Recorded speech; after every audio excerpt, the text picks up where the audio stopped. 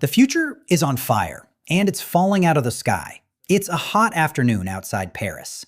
A white needle of an airplane claws off the runway, trailing a sheet of flame longer than the plane itself. This machine flies at twice the speed of sound. It crosses an ocean in 3.5 hours. It carries the richest people on Earth to the edge of space, where they can see the curve of the planet. It is the most advanced passenger jet ever built, decades ahead of anything around it. And right now, it has about 90 seconds left to exist. Here's the part that should stop you cold. This plane wasn't killed by old technology. It was killed by being too good, too fast, too expensive. Too far ahead of the world it was born into. 113 people are about to die. And the strangest thing? The crash didn't kill the Concorde. The crash just gave everyone permission to admit it was already dead. How does the greatest airplane ever made end up grounded forever, while slower, dumber jets keep flying? Stay with me. Rewind to 1962. The jet age is exploding, and two countries share the same impossible dream. Britain and France both want to build a passenger plane that flies faster than sound. Neither can afford it alone. So they do something almost unheard of. They sign a treaty.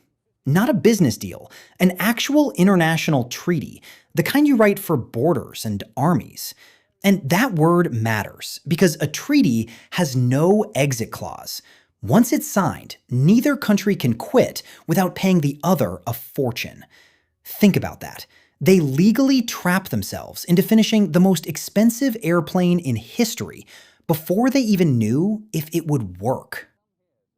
Engineers in Bristol and Toulouse start chasing a problem nobody has solved for civilians. How do you fly 100 people at Mach 2 without melting the airplane around them? Because at that speed, the air doesn't cool you, it burns. Here's what most people never understand about going supersonic. When you punch through the sound barrier and keep accelerating, friction heats the metal skin until the nose passes 260 degrees. The whole fuselage actually grows. In cruise, the Concorde stretches almost a foot longer than it is on the ground, then shrinks back when it slows. Picture a sports car that gets visibly longer the harder you push the gas, then snaps back at the red light. That's not a gimmick. That's physics nobody had ever tamed in a civilian jet. So the engineers invent everything from scratch. Special aluminum that won't soften in the heat. Fuel pumped between tanks mid-flight just to keep the nose balanced. A droop nose that bends down so pilots can see the runway at all. Brilliant, beautiful, and about to cost a fortune to fly. The first warning sign is already blinking, and nobody wants to look at it. March 2nd, 1969, Toulouse, France.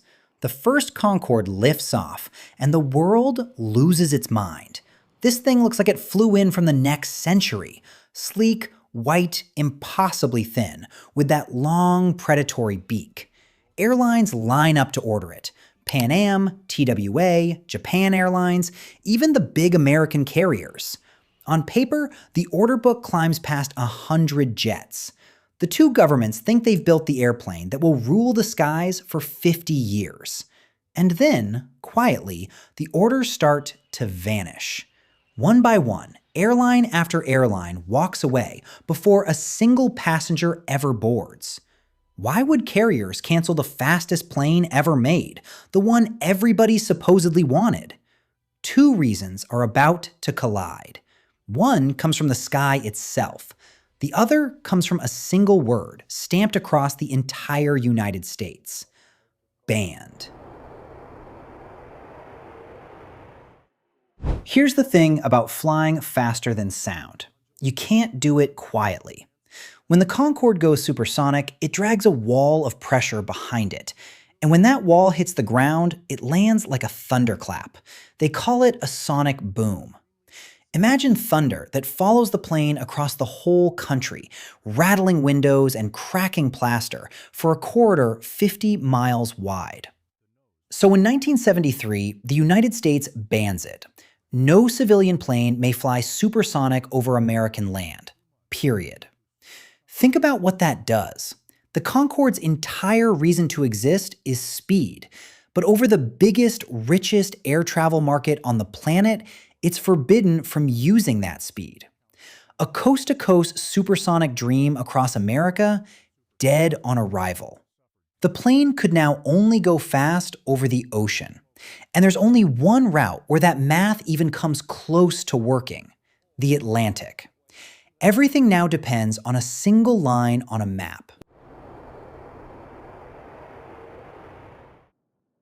So the dream shrinks to almost nothing.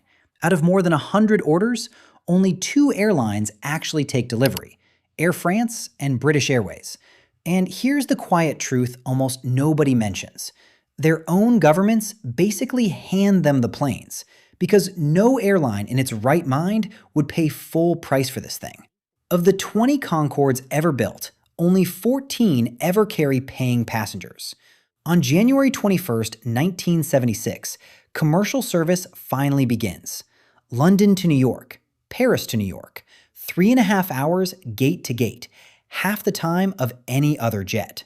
For the people on board, it's pure magic.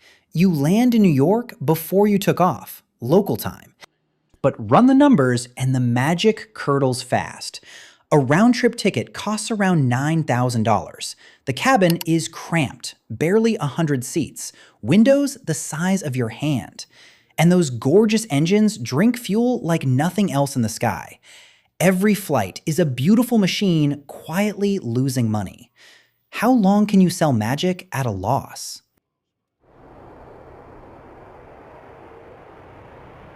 Longer than you'd think, because the Concorde stops being a way to get somewhere and becomes a way to show who you are. This is the jet for rock stars, bankers, royalty, the kind of people who think $9,000 to save 4 hours is a bargain. CEOs cross the Atlantic for a meeting and come home the same day. The Concorde turns into the most exclusive club in the sky, a flying status symbol with wings. And for British Airways, once they get clever about pricing, it actually starts to turn a profit. For about 2 decades, the impossible plane settles into a strange, glamorous middle age. Fast, famous, profitable for a lucky few. And that is exactly when the universe decides to collect. Because the Concorde has flown for 24 years without killing a single soul. That perfect record is about to end, in the worst possible way. July 25th, 2000, Paris. Air France Flight 4590, a charter packed mostly with German tourists heading to a Caribbean cruise. 100 passengers, 9 crew. A routine takeoff on a perfect summer afternoon. But 5 minutes earlier, a Continental DC-10 rolled down that same runway and shed a thin strip of metal from one of its engine cowls. A piece of titanium, maybe 16 inches long, lying on the concrete. Such a small thing. As the Concorde accelerates past 200 miles an hour, a tire rolls straight over that strip. The tire explodes. And a chunk of rubber, hurled upward at enormous speed, slams into the underside of the wing, right where the fuel tank sits. The debris doesn't even puncture the tank. The shockwave alone ruptures it from the inside. Fuel pours out, ignites, and in an instant, the most beautiful airplane in the world is dragging a river of fire behind it. The crew is already past the point of no return. There is no stopping now.